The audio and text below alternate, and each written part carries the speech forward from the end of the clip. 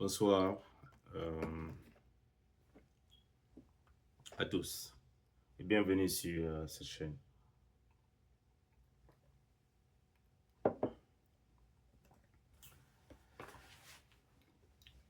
En ce dimanche, non c'est pas dimanche, en ce 8 décembre de l'année 2025, je voudrais revenir, en ce lundi aussi également, c'est un lundi, revenir sur euh, la grève des camionneurs camerounais.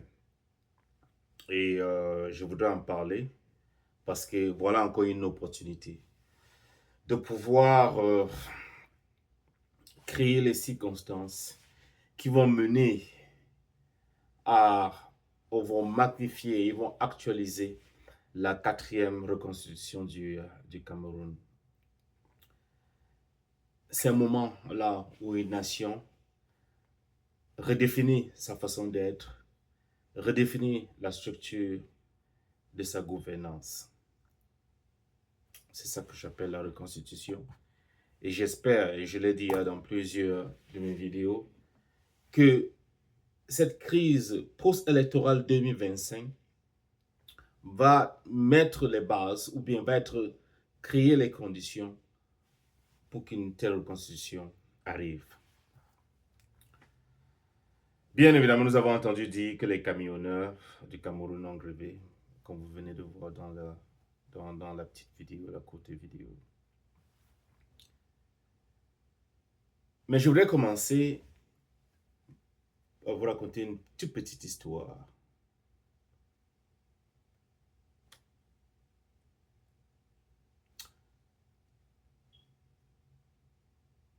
Je me souviens, quelque part, j'ai voyagé quelque part, un disciple demande à son maître dans cette partie du monde, là, les disciples sont assis.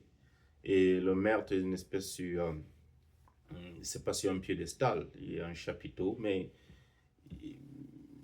il est plutôt assis, une espèce de, comment on appelle ça, comment on appelle cushion. On était assis, les disciples sont tout autour de lui. Un disciple demande à l'un de ses maîtres, là, qui est considéré comme le sage dans cette partie du monde. Il dit, maître, comment puis-je trouver la vérité dans ce monde bruyant et chaotique? Son maître lui répond en lui disant, c'est très simple. Le monde est une immense fête. Tout le monde y danse et parle avec ferveur. Pour entendre la vérité, vous n'avez pas besoin de parler plus fort qu'eux. Vous devez simplement arrêter de danser.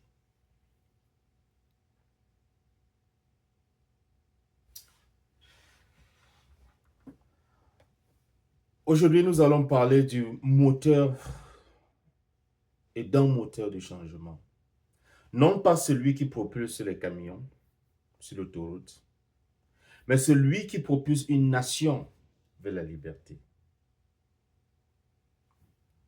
Je m'adresse directement ici aux braves camionneurs, à l'opposition politique camerounaise et sa figure de proue à ce moment, et sa figure hautement légitime qu'est Issa Chiroma, et aux autres leaders politiques, véritables leaders politiques, et aux leaders de la société civile du Cameroun, qui sont nombreux.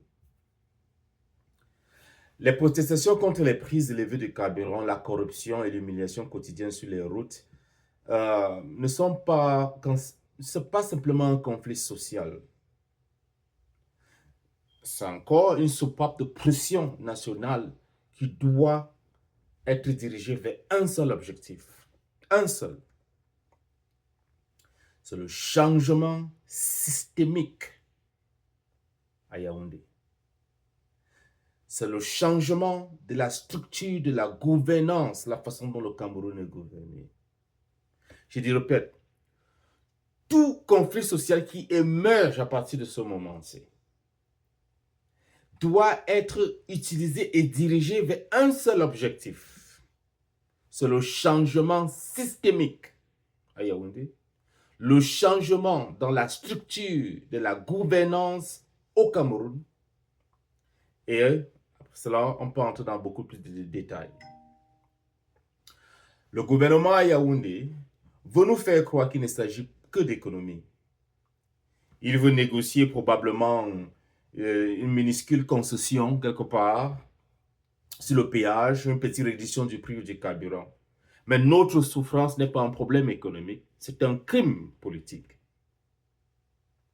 Notre détresse économique au Cameroun, c'est le symptôme des décennies et des décennies de corruption et de mauvaise gestion. Vous le savez. Tous les Camerounais le savent. Et pour soigner les symptômes, il faut effectivement guérir la maladie. Nous avons un plan historique pour cela. Ce plan, je vais vous le détailler. Il est puissant. Il constitue un plan terrifiant pour tous les dictateurs qui dépendent de la libre circulation des marchandises. Pour cela, permettez que je vous ramène au Chili en 1972, quand les camions ont renversé un État, ou je ne préfère pas un État, mais un gouvernement dictatorial. Dans un pays à des milliers de kilomètres, le Chili, une grève majeure des transports a mis à genoux une démocratie à l'époque qui se voulait vibrante, mais très polarisée. Le gouvernement d'alors du président Salvador Allende avait été confronté à une grève prolongée et soutenue des camionneurs. Ce n'était pas un inconvénient mineur. Dans un pays dont la géographie dépend du transport routier, la grève était devenue une arme économique, permettez-moi le terme, de destruction massive. L'arrêt des aliments, les villes ont manqué de fournitures essentielles. La fermeture des usines, les matières premières ne pouvaient pas atteindre l'industrie. L'effondrement de l'économie, l'hyperinflation, les chaos se sont suivis. La grève n'a pas simplement physiquement destitué Allende. Elle n'a pas, mais elle a créé un état de chaos et de misère sociale si profond qu'elle a fourni les justifications, elle a créé le contexte et l'excuse pour un coup d'État militaire dirigé par le funeste. Je vais revenir sur le coup d'État aujourd'hui, après cette vidéo. Le funeste et le triste Augusto Pinochet pour prendre violemment le pouvoir, bien évidemment supporté par la CIA. Quelle leçon nous pouvons tirer de cela? La leçon est claire. Voilà pourquoi je vous adresse aujourd'hui. La paralysie engendre l'instabilité. La paralysie brise une économie. La paralysie crée les conditions du changement. Donc, qu'est-ce qu'il faut donc retenir? Je vous propose donc 3 étapes pour transformer ces protestations aussi en force politique.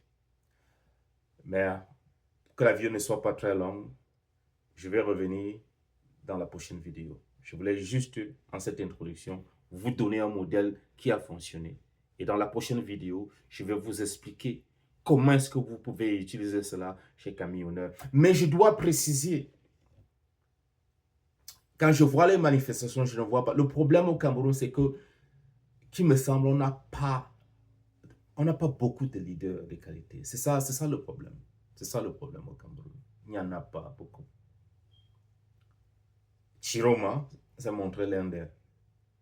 Et les gens de la trame et du courage de Unyobe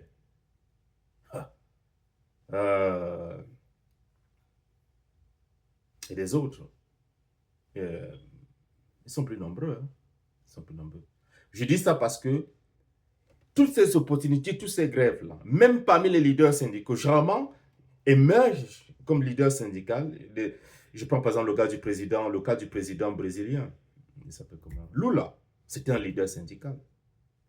Je voudrais connaître quels sont les leaders des camionneurs, quels sont les leaders syndicaux des associations des Camerounais. C'est eux que je veux voir. Il faut qu'ils se présentent, il faut qu'ils parlent à la presse. Je vais vous expliquer dans la deuxième heure pourquoi c'est important. Mais merci, à tout à l'heure.